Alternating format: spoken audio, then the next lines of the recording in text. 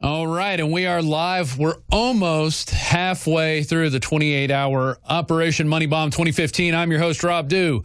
It's midnight. I'm glad you're still with me. I'm really excited for my next guest who's coming up. He's on the line now. We're going to get to him in just a second. That's Leo Zagami. He's going to be joining us from Italy.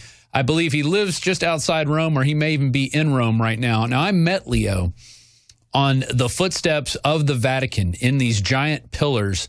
I see this guy, and Jones immediately recognized him, and we started interviewing him because we kind of just talked on text for a little while. And I had never seen this guy, never heard about him, and he started going off on the Vatican and the Pope and what they're doing and how what's going on right now in the Vatican is going to crucially change the course of the Vatican and Christendom. So we're going to talk all about that. I'm just going to do a little bit of housekeeping here. If you are watching this now and live, it's the Infowars.com Money Bomb. You can call up and pledge a donation. We're trying to reach $1 million. We're almost halfway there. We're at 436,000.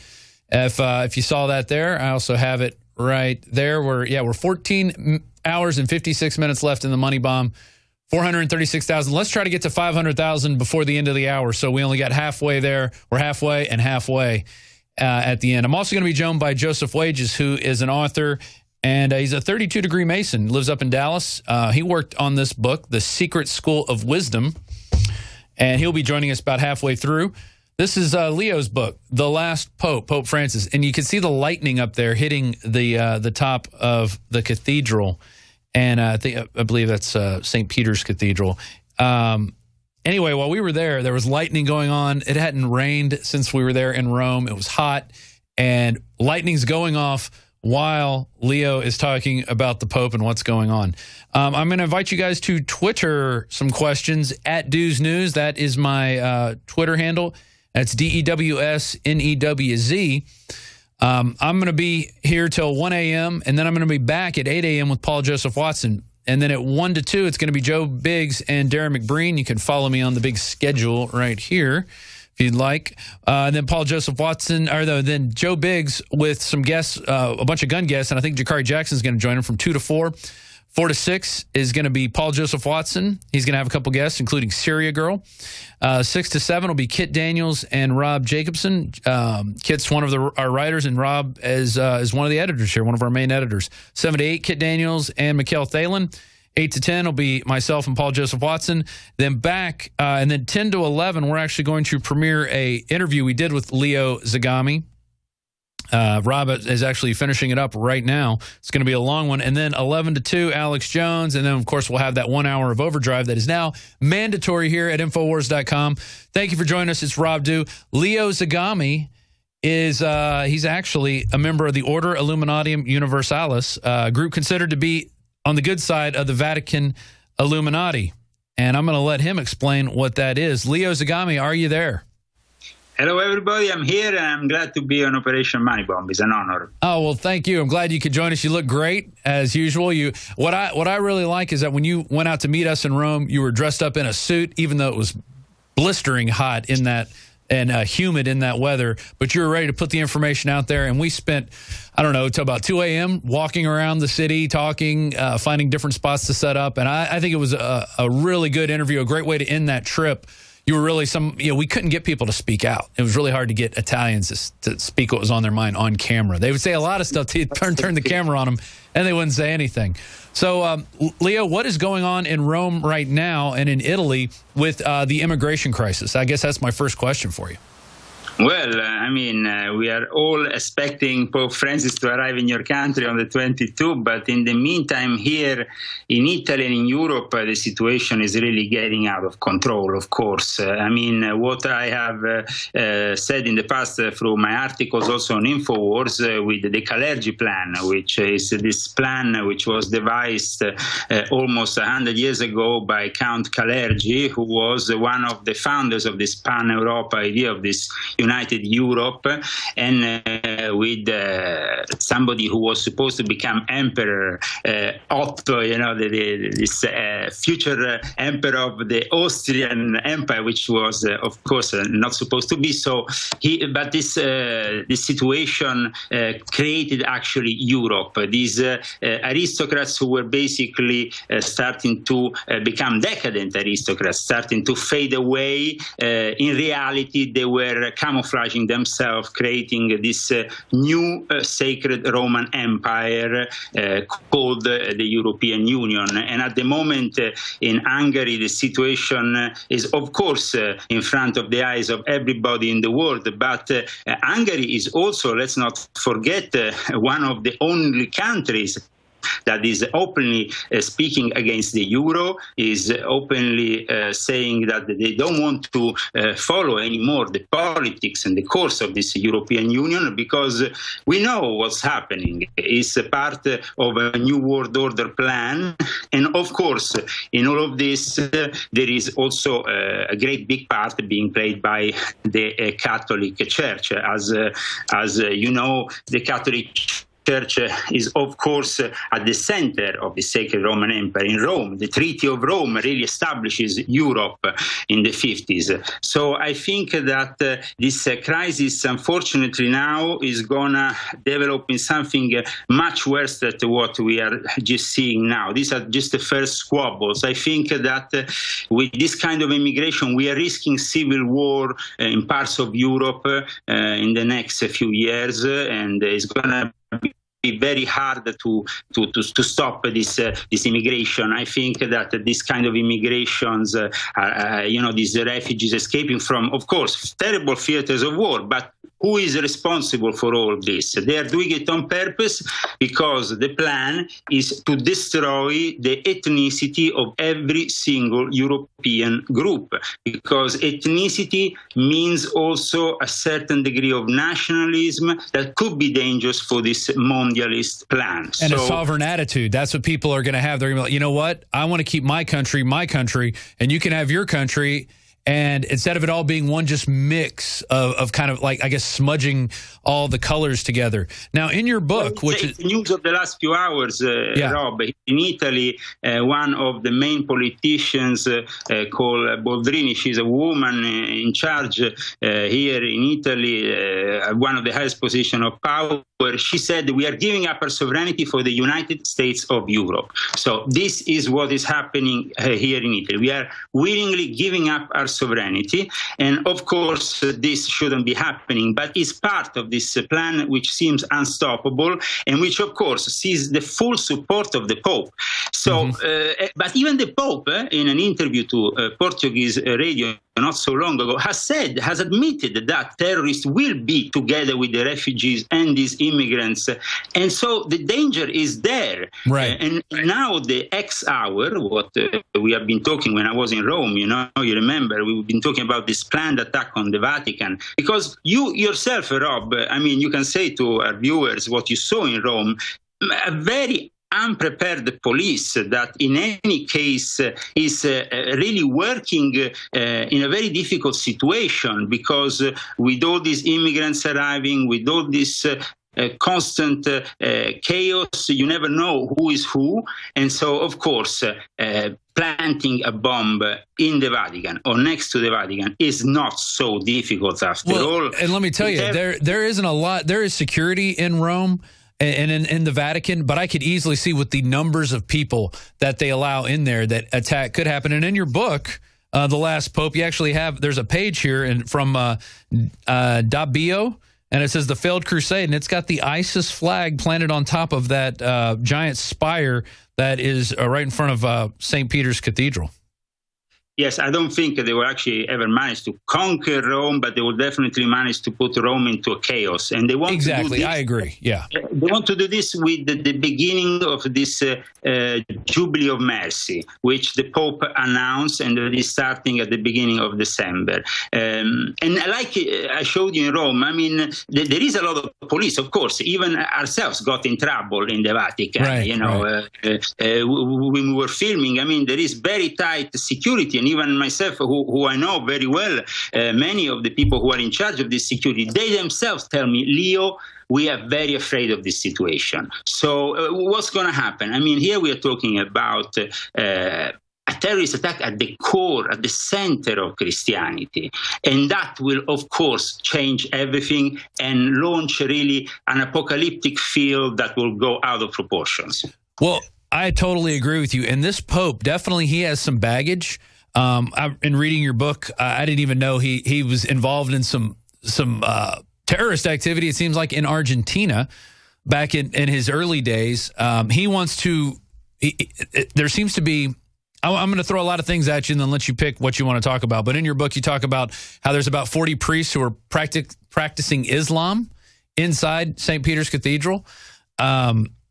Chrislam, which is the merging of Christianity and Islam. And, you know, I guess we a little bit covered ISIS attack on Rome. That's an easy way for the ISIS to infiltrate into Rome by hitching a ride on all these immigrants that are coming in. But, you know, the Pope is coming to the U.S. He wants to talk about the climate, how we're responsible for climate change. Go ahead. The Pope is coming to the U.S., Rob, but if you go and check into his schedule, on the Friday, September 25th, he's going to do at 11:30 a.m. a multi-religious service at 9/11 Memorial Museum. Wow. I repeat, multi-religious service, which in the standards of which I talk also in my book, Pope Francis, the Last Pope, which you have read, is to put together Islam, then the Jews, of course, and then we have Christians. So that means that probably on that day, we could even see an imam together with the Pope. I mean, what does it mean, multi-religious in your eyes? I mean, it's quite an announcement to state that the Pope is going to do a multi-religious service in this, of course, historical ground, which is ground zero. Well, and it's all about being nice and accepting everything and not having any standards whatsoever and saying, hey, whatever you want to do is cool, and then I have to be forced to like it, whether I like it or not, or whether I believe it's against my beliefs. You know, Pope Francis came out and said priests can forgive women who've had abortions, which on its face you're like, well, you know, should we be, you know, women who made this decision, should we be condemning them? But what it's doing is saying the religion should be changing its ideals on it. He's not saying priests. He's actually wanting to change the religious views on this, because once the priest starts saying it's okay, then everybody else says it's okay. So it's from the top down taking on that aspect of it. And then, you know, going after climate change, you know, it's just, and then also taking in the refugees. Taking in the refugees, I think, is you know, I don't see the Vatican opening their walls up to refugees and migrants at this point, but they want everybody else to take them. Rob, the subject of divorce, suddenly this Pope wakes up and decides that divorce is okay. I mean, Protestantism started for a reason, and divorce in Catholicism is something that was never put into question. So here we are seeing a Pope, which, as Newsweek has pointed out in a way, is he Catholic? I mean, the question mark is as big as a house, actually as big as St. Peter's. So, I mean, this Pope is obviously not a Catholic. He is a Jesuit, he's a mondialist, he's a New Age Pope that will accept everything, promote the New Age creed, which is, I mean, what he's promoting is typical of the Democrat, of the communist, of everything that is left, because Jesuits have actually created communism, even if later, of course, it was promoted by eminent Jews, Zionists, and whatever. But we have the Jesuits who have created this in South America with their redactions, and they experimented what was called communism. I mean, at one point, the Jesuit order, which Pope Francis belongs to, were kicked out of the Vatican, as I write in my book. And they were actually only reinstalled in the Vatican in 1815, after Napoleon's death. So we're talking here about a fragment of time in which the Jesuits were completely illegal, even for the Vatican. Now we have instead a Jesuit Pope. Of course, a Jesuit Pope means promoting everything that is not conservative. I mean, you can see it with your own eyes every day. And so how can the USA welcome a pope like this? I mean, this is not a pope to welcome in a nation, the U.S., predominantly Christian, which still retains serious Christian values. Now, these Christian values are just sold out, like everything is for sale, and they're just given not anymore that importance. So it is very sad to see this transformation of the Catholic Church, which is basically in decline. And it's maybe Ratzinger himself, when he gave that speech in Ratisbona. You remember the famous speech which started the controversy with the Muslim world. You remember that famous speech he did at the university, back in I think it was around 10 years ago. This speech was basically to say that the Islamic religion has some very big problems in accepting other religions, also has very big problems in being different totally for our Christian creed, which gives birth to Europe and to America.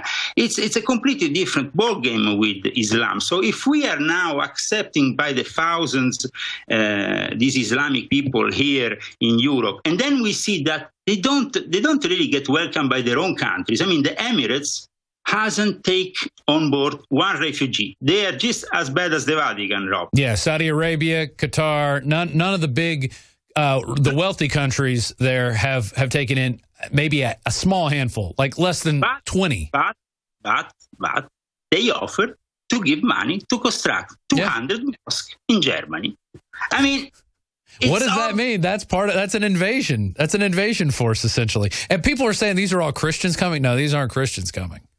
These aren't Christians would assimilate well. These people don't seem to have any, not all of them, but some of them. I've seen some videos, and they're running wild. They're in a new land. They're in an area that's wealthy. You see a lot of things like public facilities, transportation, and they're just destroying it. Now, I want to go, there's a picture here in your book that blew me away, and it's a picture of Pope John Paul, which when I was a boy, Pope John Paul was the guy you looked up to, very pious man. But here he is with Jimmy Savile. And go to this shot, please, on the, I don't think people will believe it unless they see it for their own eyes. That's Jimmy Savile before he died, a guy who would go have necrophilic sex with people in hospitals and shaking hands with the Pope. He had dungeons where he took little girls and raped them. Evil man. So, I mean, how do people like this get this close to the Pope? How does this happen? We can show the pic to our viewers. Yeah, I know. We're showing it to them right now on camera. Yeah, but how does that happen? Well, he was actually appointed a knight. That was the incredible thing. He was appointed a knight. And once he was appointed a knight by the Pope, he had the possibility of entering all the charity hospital with the little kids. I mean, basically, the Vatican was giving him the possibility, the ulterior possibility, because he was also knighted by the Queen of England, to have access to a bunch of kids. And I mean, we know from the reports what Jimmy Savile did. I mean, he even engaged in necromancy. He speaking, I mean, it's terrible even speaking about it. He made jewels out of parts of body of little kids. I mean, Jimmy Savile and what is supposed to be a saint of the Catholic Church, well, I mean, of course, this puts into question the whole reality of the Catholic Church, dear Rob. I think we are in front of a church which is clearly not reflecting anything Jesus ever said or did. I totally agree. And, I think a lot of that is the money, the amount of money and wealth they have breeds corruption. Building a giant wall around your city, making yourself a sovereign nation within a nation. That's a big thing. We're going to get to more of this. I just want to do a little bit of housekeeping here. You are watching right now the 2015 Operation Money Bob. This is my guest, Leo Zagami, joining us from Italy, and his book is Pope Francis, the Last Pope. We did a long, we're going to play an interview with him in the morning, about 10 a.m., and it'll be world premiere. You'll see some amazing shots of Rome. And we spent, I don't know, I probably shot about 2.5 hours of footage with Leo, just throwing questions at him and just letting him roll. As you can see, he's a very good speaker, and he can talk a lot about this stuff. Leo, we're going to take a short break, and we're going to come back with Joseph Wages, who's a guy that you turned me on to, told me about, and talk about how the Illuminati works within the Vatican or doesn't work, or how these things are being affected by each other.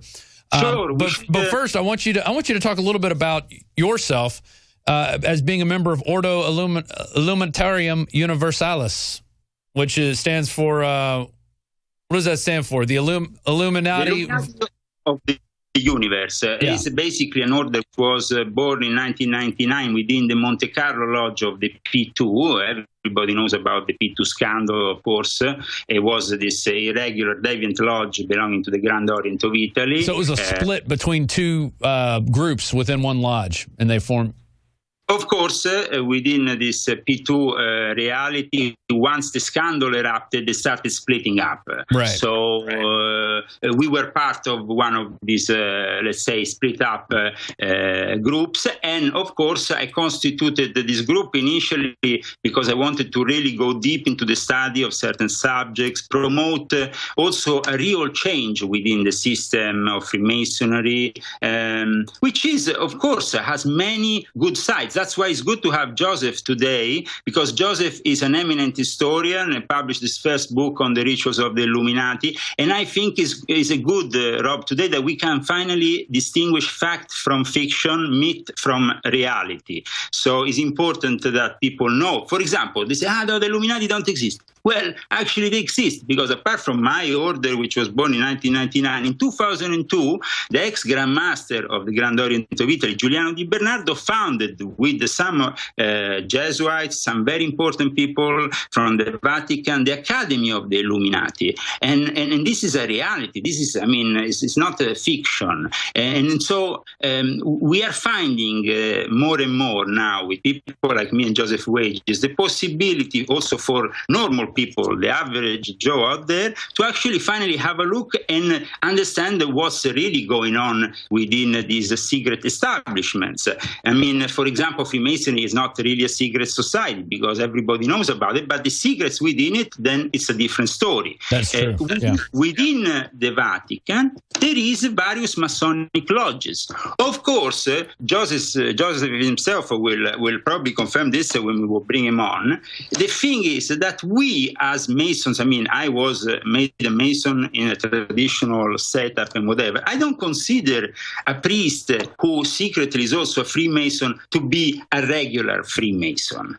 And that's why I started to meet certain characters from the Vatican when I went into irregular Freemasonry. Of course, in the end, this irregular Freemasonry brought me out of regular Freemasonry because the two things are not compatible.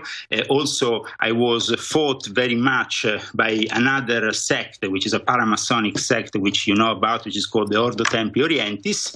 And basically, these people, they were against my conservative stand on certain things, but also I wanted to bring out the truth to the people. And that is the thing. At the same time, they are corrupting Freemasonry, they're corrupting all the institutions, the church, politics, and at the same time, there is nobody really who can stop them, because if you try to stop them, they say, but it doesn't exist, these problems, you're making them up in your own head. And they say, we have diplomatic immunity, and then they go behind their walls and you can't touch them. So that's where it goes. Hey, we're going to go to break real quick, and we'll be back with Joseph Wages. You're watching Infowars Money Bomb 2015. You can learn more at Infowars.com/moneybomb. You can call the 888-253-3139 number. I think David Knight's over there now, so you may get to talk to him. And we got some great deals going on in the store right now. So I encourage you to give. It helps us reach our goal of $1 million to reach 400 million people. And why is that so important? Because as we wake people up to the truth, More people will. David Knight is on the air, by the way. It's confirmed, or on the on the phones. Yeah, he's definitely taking calls. He's definitely there right now. If you want to talk to him, 1226. So call in right now. Infowars.com/moneybomb 888-253-3139. I'll be back with my guest Leo Zagami, and we'll be joined by Joseph Wages. There is still more to come. We're going to be here till 3 p.m. tomorrow afternoon. So stay tuned.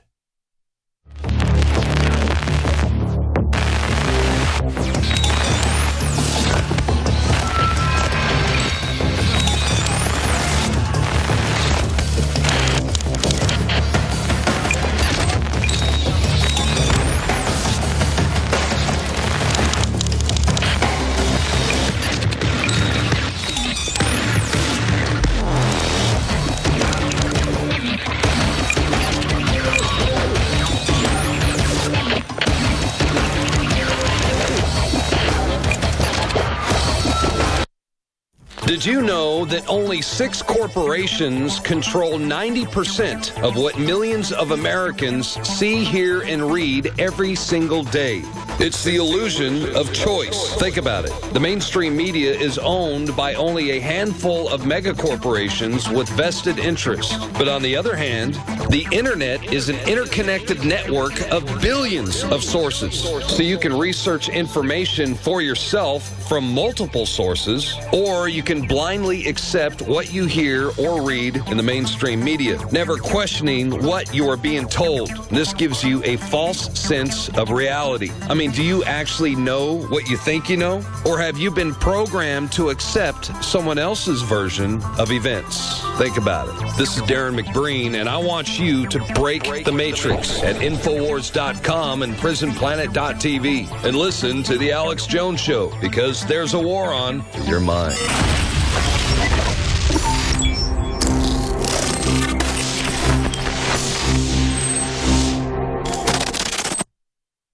And I was just cruising through on the Twitterverse here. A lot of people are very interested in what you have to say, Leo. You've really got some people's heads turned. Some guy named Izzy was amazed at the picture of Jimmy Savile and the Pope, and you can find that in Leo's book, Pope Francis, the Last Pope. Someone else noticed the crooked cross. You were the picture of the Pope with that cross, and he is a Jesuit. A lot of people want you to talk about the Jesuit thing, and right as I saw those questions, you started bringing up how Pope Francis is a Jesuit, and they had been kicked out, and now they're back in. And let's bring on our next guest. Joseph Wages is a 32-degree Mason of the Plano Lodge, number 768 in the Dallas Valley of the Scottish Rite Freemasonry.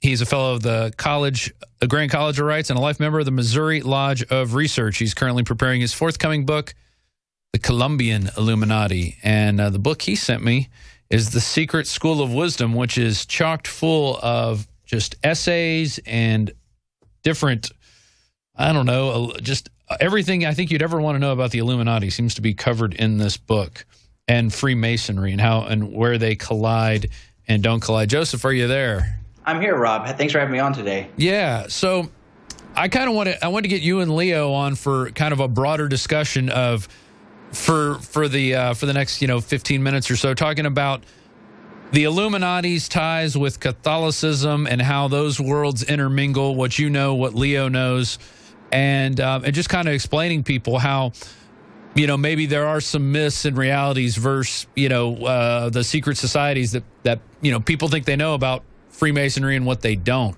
So I'm going to give you a little bit of time here with Leo, and then we're going to talk. We'll get into your book once Leo leaves us. But so looking at the Pope and what's going on now with the Jesuits, how do the Jesuits intermingle with, I guess, the Illuminati? How do those two worlds collide? Okay, so if we go back historically, the decaying Holy Roman Empire in the 18th century, Bavaria was a state in Germany. And basically what it was, the educational system was controlled by the Jesuit order. And so the Pope disbanded the Jesuits in 1774. And when he disbanded them, it created a power vacuum. So here we have young Adam Weishaupt, a professor of canon law. He's the first non-Jesuit to ascend to the position of professor of canon law. And the reason why it's significant is because he's the first non-Jesuit that's ever done this before. And so he got crossed with the Jesuits. They kind of throttled him a little bit.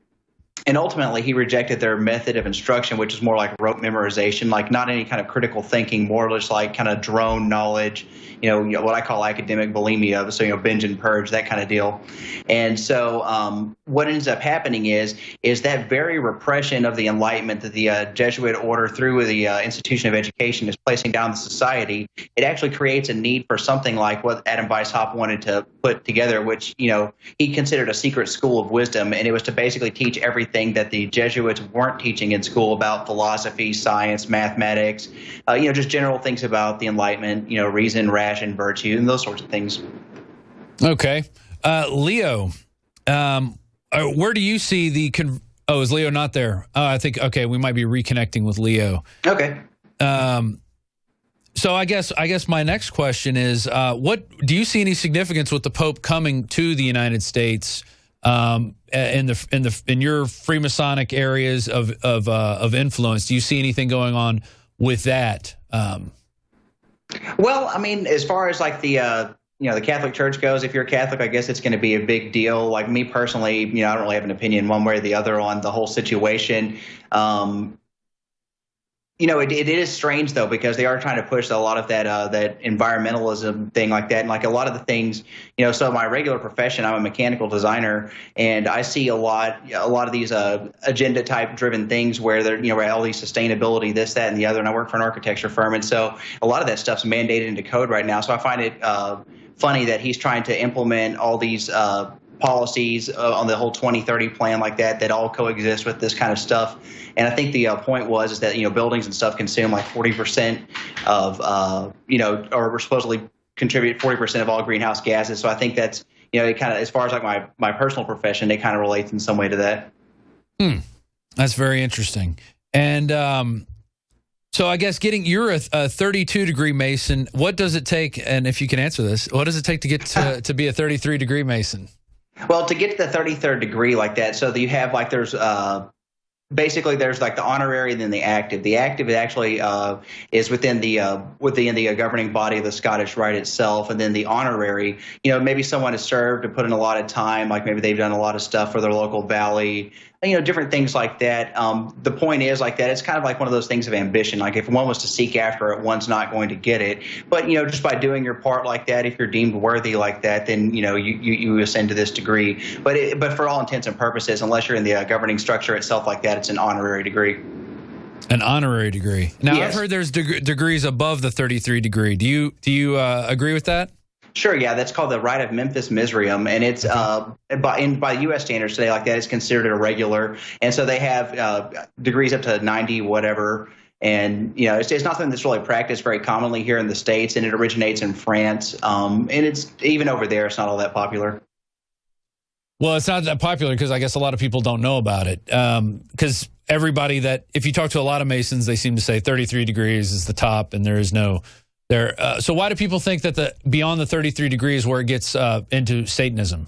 Well, I don't know. I think a lot of it's just like speculation and that sort of thing. A lot of the ideas about Freemasonry and Satanism and things like that, it goes this guy, and I can't even think of his name right now, but it was back in the 1880s, and he put out a bunch of series of hoaxes like that. And so like a lot of the things that we have today that get repeated in the early teens and 20s, it basically goes back to this thing where Leo Taxel, that's the guy's name, and he was a famous hoaxer. And so he writes all these ridiculous things, mainly to shame the Catholic Church. And ultimately, a lot of it's for nothing. But, what's funny is like with the fictional narratives and stuff like that, sometimes they kind of carry on. People pick up those ideas and threads and kind of run with them. And to where we get to the point today where, some people associate Freemasonry with Satanism. And, in point of fact, it's really just like a club for self-improvement. Yeah. In your book, it actually talks about how the Masons want, it says it's interesting, and I'm paraphrasing, but it says in every major city we want a Freemasonry lodge set up where we have wealthy men of influence in there together, but they don't really know our true purpose. What is the true purpose? What are they referring to? Well, so if you look at like what the goals and the objectives were for the Illuminati, it was to basically install a strict moral regimen on society to raise humanity up. And the thing is, they talk about in their correspondence and their ritual texts like that not every person's capable of doing this. And really, like within the context of like controversy, the real like legacy of the Illuminati is they had less of an influence in like political matters and more within the secret society realm, right? So what they were doing is they would. If they didn't start one of these lodges, they would take over a lodge basically by getting their people elected to the officers' positions and thereby securing the funds of the lodge, because the Illuminati itself had a rather poor funding mechanism. So it was essential, one, to gain control of these lodges because it has a new field for recruiting for membership. And even more importantly, the funds like that were now at their dispense. And so it was a convenient institution basically for them to operate behind. And also so there's a funding arm of it, and there's also like a recruiting arm of that for what they were trying to do there.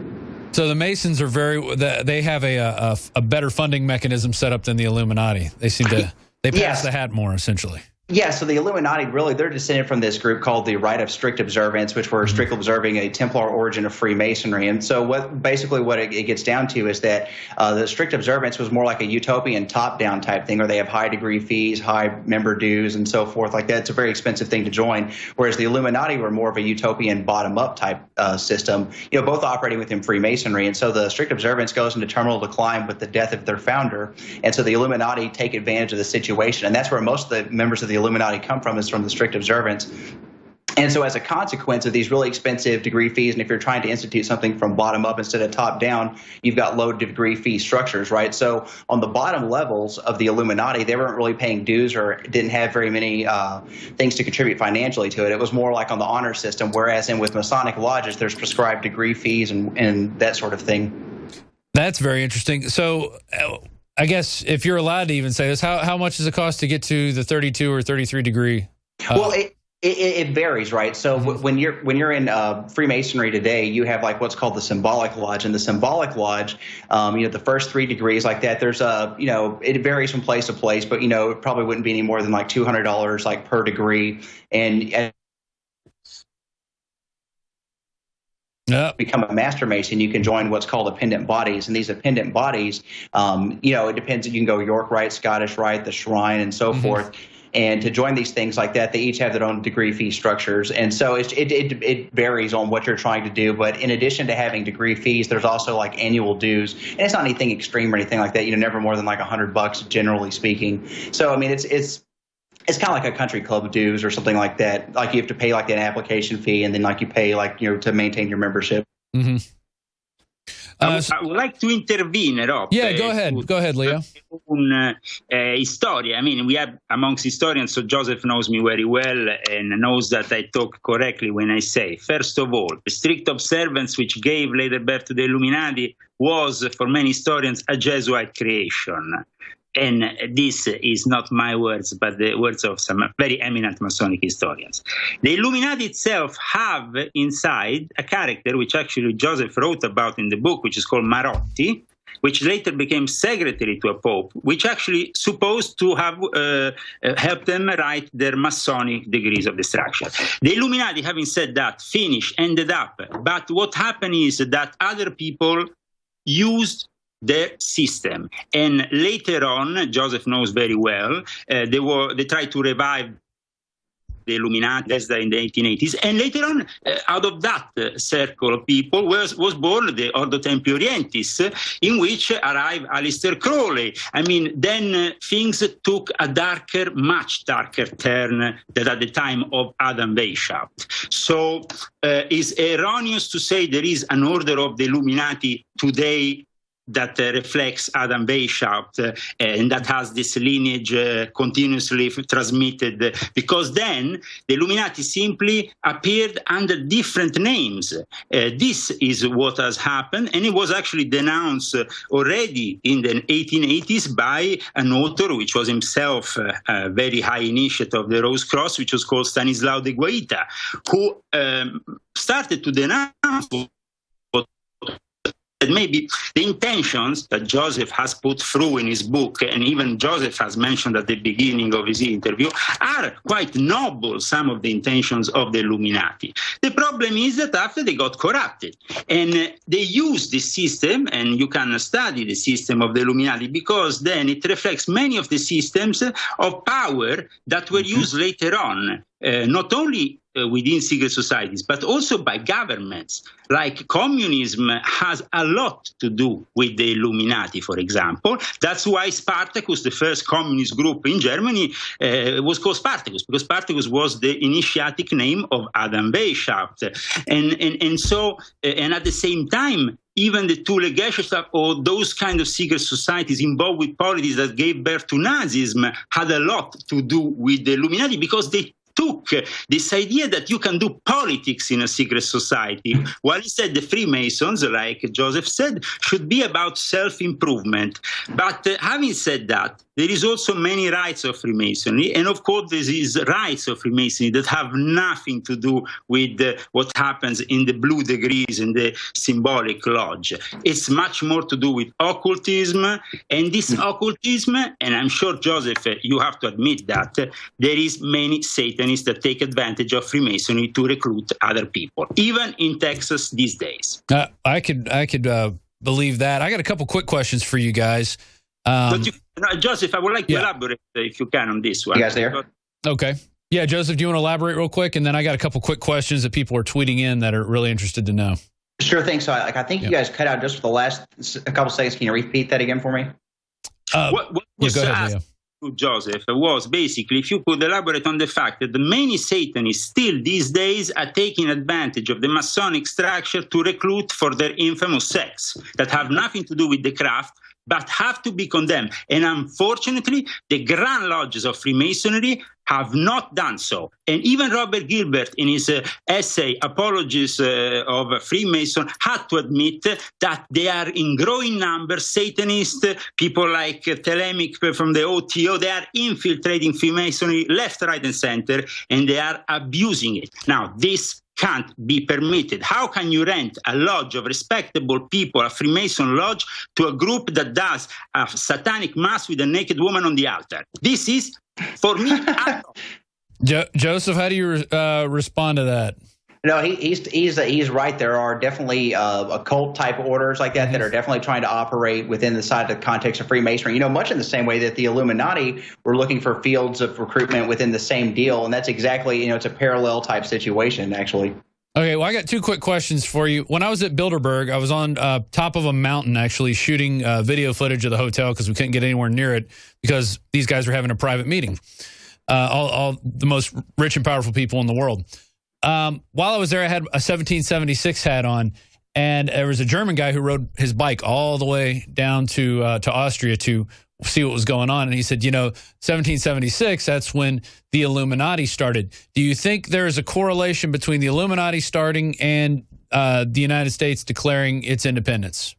No, and so it's for separate reasons, right? So with the it's two isolated fields. So like the first few years of the Illuminati's life, from 1776 to 78, they only had 10 members, right? So it's like this college professor and his pupils that he's mentoring to make the secret school of wisdom.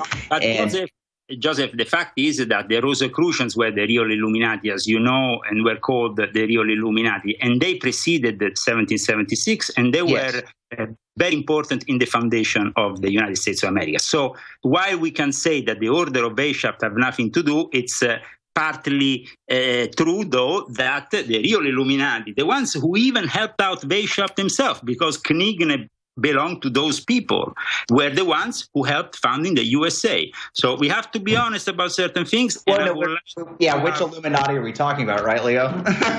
Absolutely. That's why we have to have people like me and Joseph explaining you this vast world, which takes really years to understand, because it's so compartmentalized, so hierarchically speaking, very complex, which I think we are doing a great thing today during Money Bomb to help people understand more. No, Joseph?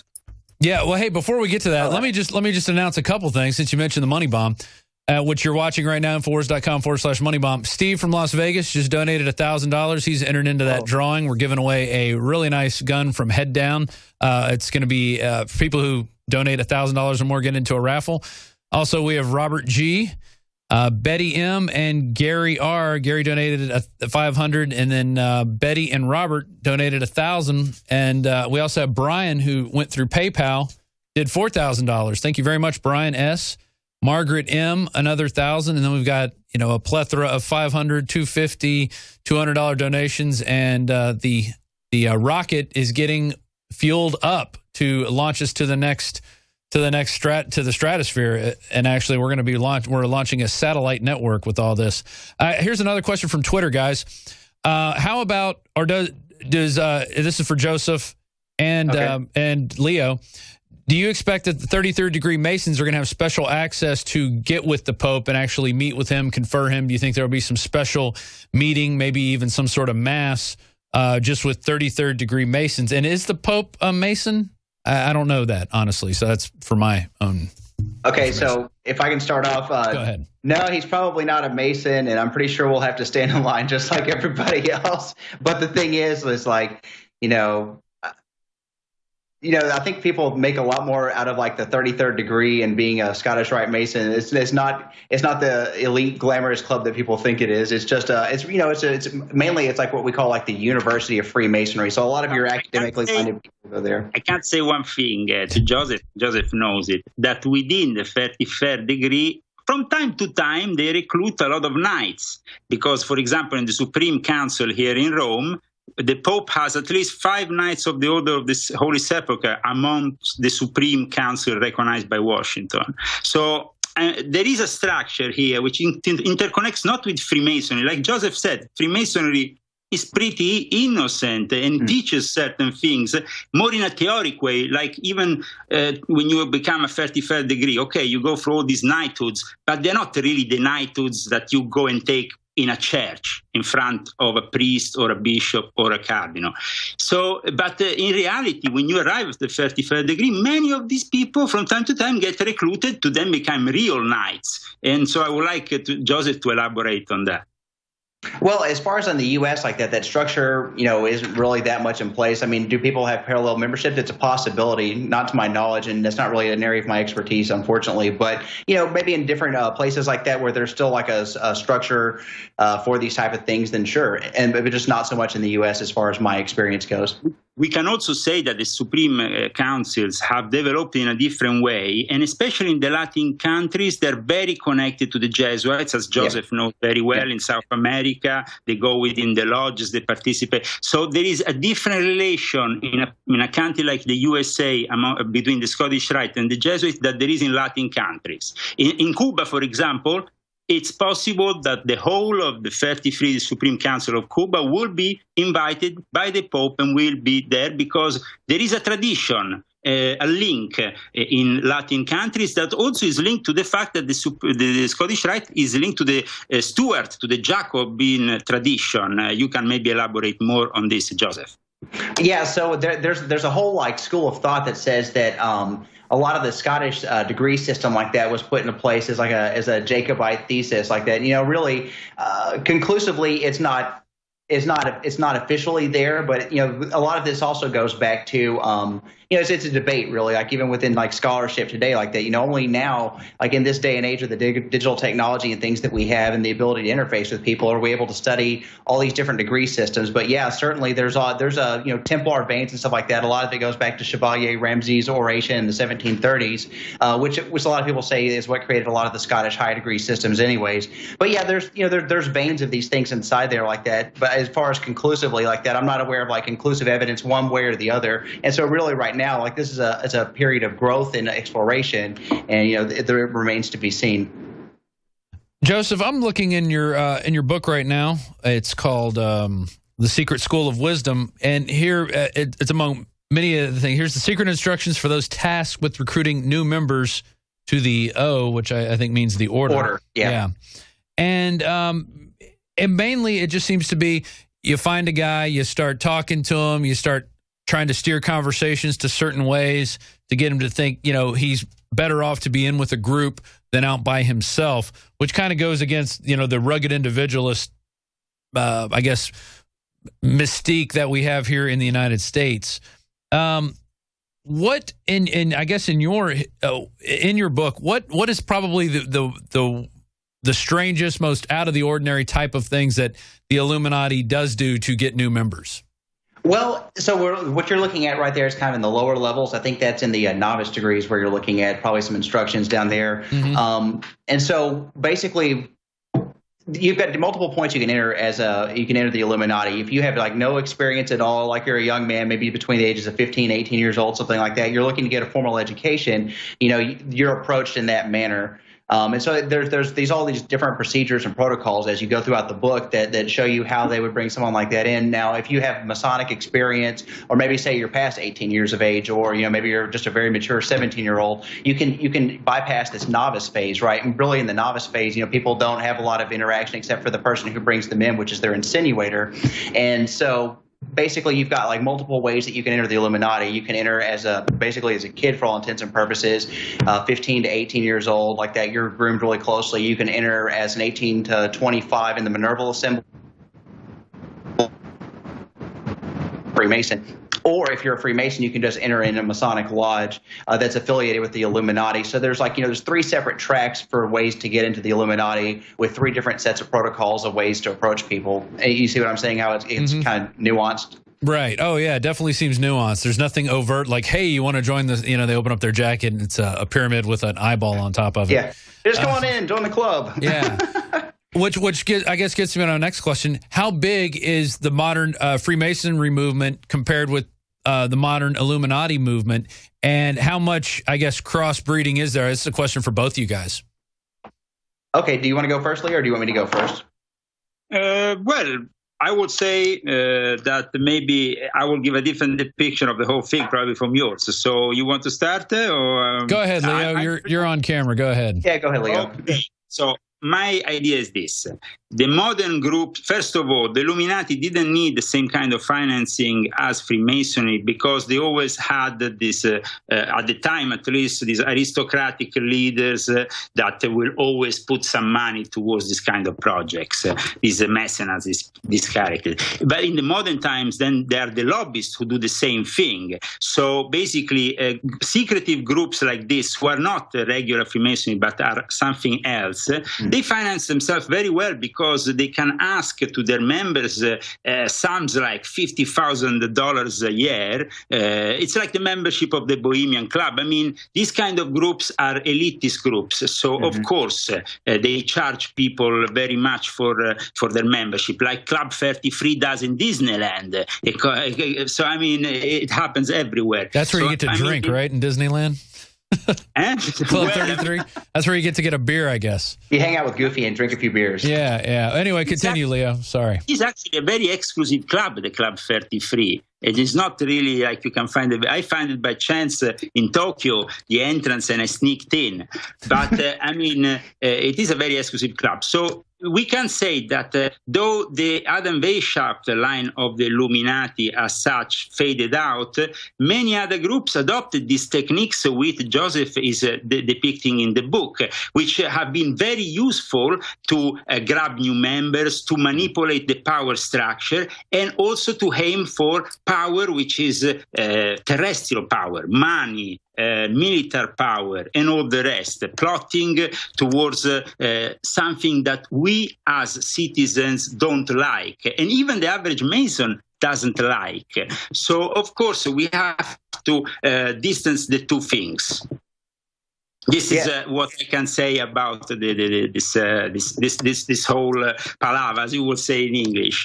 And I think that Joseph will agree with me that definitely Adam Weishaupt and his bunch were probably less sinister than the people that we have today going in that kind of circuits, like, for example, the Skull and Bones or other groups. All right. Go ahead, Joseph. I was going to say, I totally agree with what he's saying here. Really more to the point that, like with as far as like what the Illuminati were doing, they really were trying to basically like raise up humanity and do it through education, right? And so instead of overthrowing governments, it was more like, educate the people that surround the people that make influencing decisions in society and influence things that way. So it's like a sphere of influence, right? So within that context, they're not controversial. But like I said before, within the context of Freemasonry, that was where they were really doing their most subversive type things. Well, what about the numbers? How big, like U.S. worldwide? What are the numbers we're looking at? Because these are secret societies. So I mean, is there a way to do they do censuses? Do we know how big these groups are? Well, you hear like numbers like 5 million, 6 million Freemasons worldwide like that. And I don't have any good tables, and I don't think anybody else does really, because it's each like lodge itself like that, like a Grand Lodge of Texas or a Grand Lodge of Missouri or something like this. They operate independently of each other like that. So it's the records for the state of Texas, for the state of Missouri, for Italy, for whatever state in Germany that you happen to be in, or France, and so forth. And there's probably good averages and stuff like that. But as far as like the occult groups like that versus like the regular groups like that, it's probably less than like 1% or 2% of like the total global membership. And so if we say, 5 or 6 million people, like maybe a couple percentage points of that would be the darker side. Yeah. Definitely. Okay. I can add one thing. That, for example, I was once said by an eminent Masonic historian in England that out of the 400,000 members that the craft had there in England, and I think in Scotland and in North Ireland, whatever, I mean, only maybe 50 people were really conscious of the whole structure and also were knowledgeable and really illuminated. And those 50 people are the ones that count. Here we're not talking about thousands or millions of people to change the world. You only need to have those few people who are in the right academic circles. They have the right access to the lobbies, and they have, of course, the money to do things that maybe from some aristocratic background, like we know very well that the United Grand Lodge of England is connected to the English royal family, and that the Grand Master is the cousin of the Queen. I mean, and everybody in the world bows down to the recognition of the United Grand Lodge of England. Isn't that true, Joseph? Oh, yeah. So a lot of the, as far as the U.S. goes, and a lot of pretty much most of the what we call like regular Grand Lodges, they recognize authority or some kind of direct ascendancy from from the United Grand Lodge of England. Now, what was interesting, like this summer, I was doing this work for a policies and studies organization, and we were in Paris having a global Masonic conference. And what was funny is one of these speakers there gave a speech on regularity, and it was a French brother. And so to paraphrase it, basically he says that regularity is BS, because why is it that it should come from one place or from another? That's his personal opinion. But as far as what Leo says, that most Grand Lodges track their membership back to the United Grand Lodge of England, that's true. That's that's the standard. Well, I think that's a good note to end it on, because who was it that said, I think it was John F. Kennedy, said we condemn secret societies and their secret orders and rules. And he was a Catholic. Interestingly enough, now we have the Pope, who's a Catholic, coming to the United States. We're coming to the end of our time. I definitely want to get you guys both on again. This was, I think, just scratching the surface.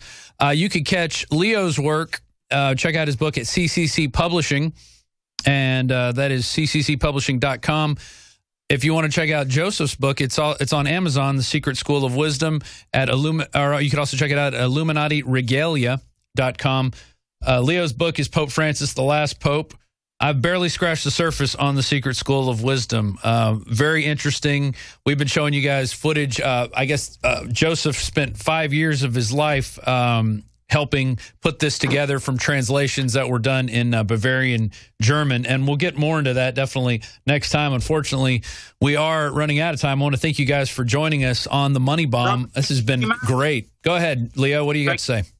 Yeah, well, I'm coming up in January with a book that will help people that are on the path to understand really the structure, with the Confessions of an Illuminati, Volume 1, which also, of course, loads the work of Joseph Wages, but wants to go beyond talking only about the base shaft Illuminati, and wants to make you understand this complete structure. So I invite you to read it when it comes out. And thank you very much for having me on Infowars, and good luck with Operation Moneybomb. Thank you very much. Joseph, we'll talk to you soon. I think if we do this again, though, we have to do it after midnight again. Maybe we'll do a midnight to 3 a.m. talk, because I think this is the kind of stuff that people who get on the radio and listen to stuff late at night really enjoy. It had a very coast-to-coast vibe to it, but a lot more fast-paced. You guys are ready to talk and ready to share your knowledge with people, and I appreciate that. Appreciate you for coming on. Well, thanks for having me, Rob. Yeah. All right. And that's going to do it for me. I'll be back at 8 a.m. with Paul Joseph Watson. We're going to be 8 a.m. to 11 a.m. We're going to premiere an interview we did with Leo. It's probably our big documentary. We're calling it Demonic Possession of the Vatican Exposed. Coming up next is going to be Joe Biggs and Darren McBreen. They're going to be interviewing Larry Pickney to talk about what's going on with Black Lives Matter and these cops being assassinated in COINTELPRO and all things with that. If you want to call up right now, you could talk to different members. You might even get a hold of David Knight, 888-253-3139. That's 888-253-3139. Or go to Operation Money Bomb. You can. We're at about 439,000, almost 440,000 right now. And we also have some great deals on some products: 30% off Survival Shield, 20% off Brain Force. We still have the 30% off Super Male Vitality up, 20% off Silver Bullet. I think Survival Shield and Silver Bullet are must-haves for anything, just your basic health. I use them both every day. We got some great auction items, too, up for sale. There's some original Alex Jones artwork, which you can check out. See if y'all can punch me up. Here's the cord that the communists tried to take out of Alex's hand. We got an original Infowars.com skateboard that was ridden by professional skateboarder Jake Nunn. Here is one of our old microphones with the Infowars mic flag signed by the crew. This is an autographed guitar by Jimmy Vaughn. We got an autographed poster, dictator poster from Alex Jones. This is a Jackson guitar signed by the entire crew here at Infowars. That is I think that's a 50 caliber bullet signed by Alex Jones. We got some Ted Nugent picks, all kinds of stuff there. Check it out, Infowars.com/moneybomb. It's only 1 a.m. We are now halfway through the money bomb. That means we have halfway more to go. And I've really been enjoying my time. I could go to 4 a.m. at this point, but I'm going to make some room for Joe Biggs and company, along with Darren McBreen, to come on in here. We're going to play a quick break, and we'll be back. Stay tuned. We got lots more. Infowars.com/moneybomb. I'm your host, Rob Dew. Give them a call at 888-253-3139. That's 888-253-3139. Operation Money Bomb. Let's get it to $1 million. Come on, people.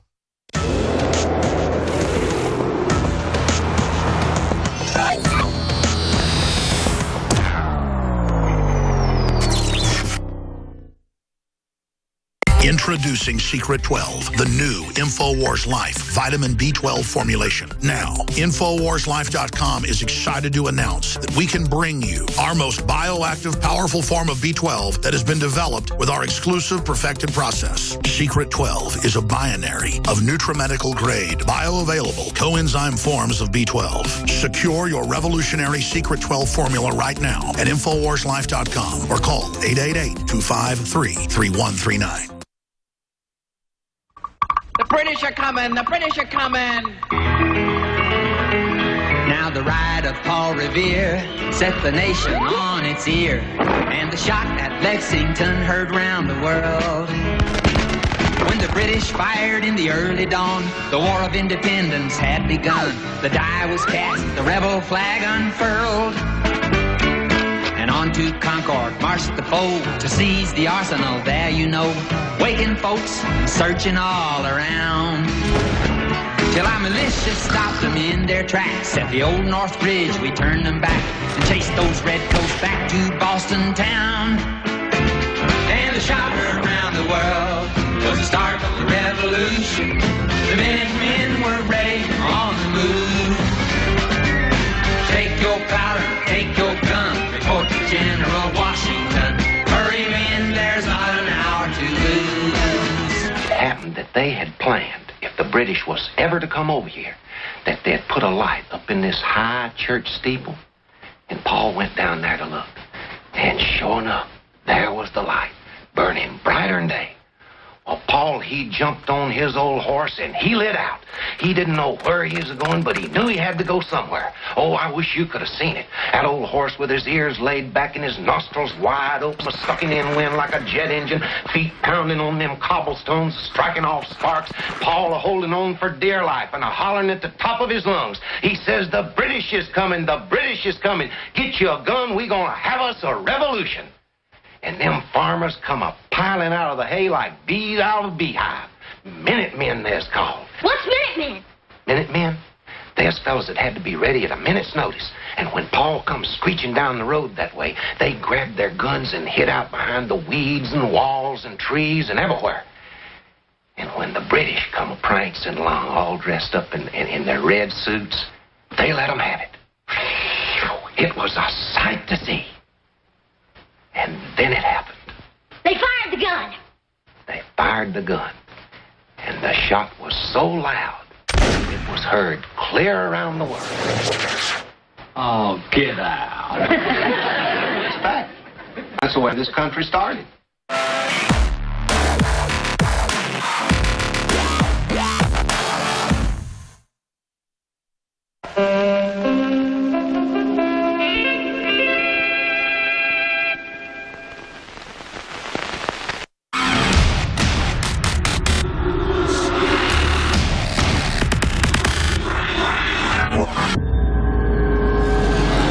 DNA force. When cells become toxic, they die early and aging sets in. DNA force. No one has put together a formula that focuses directly on brain health, nerve growth factors, and optimizing your cellular energy at the same time. Just one of the key compounds, BioPQQ, is backed by major clinical studies. DNA force. We now have the synergistic solution. Secure your DNA force today at InfoWarsLife.com or call toll-free 888-253-3139. DNA force. Fool me once, shame on you. Fool me twice, shame on me. Vote for Jeb, or you're just fucking stupid. Fool me, we can't get fooled again. The average person's life is filled with unexpected challenges. Unlock the energy it takes to defeat these daily beasts with super male or super female vitality, specifically designed to assist the body in regulating proper hormone balance to create superior vitality in males and females. Supercharge and conquer your world at InfoWarsLife.com or call 1-888-253-3139.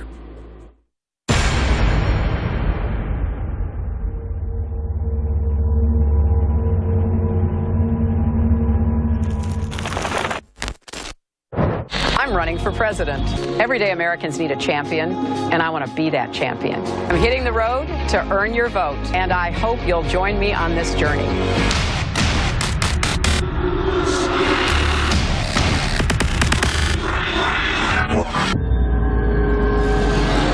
The globalists have controlled the mainstream media for a long time, but now they're expanding and making the weaponization even more vicious and deceptive. All the major networks are state-run. We are partnering this year with the NFL. The NFL has become a political weapon against the Second Amendment and pushes Obamacare. MSNBC tells us that our children belong to the state. We have to break through our kind of private idea that kids belong to their parents or kids belong to their families and recognize that kids belong to whole communities. It is more important than ever to realize that we are not the alternative media. We are the true media. The establishment dinosaur press is dying. We are in an information war, and we are losing that war. Join us at InfoWarsNews.com and PrisonPlanet.tv. Members can share their memberships with up to 11 people. By subscribing, you will literally be buying war bonds in the info war to expand our operation in the face of the tyrants.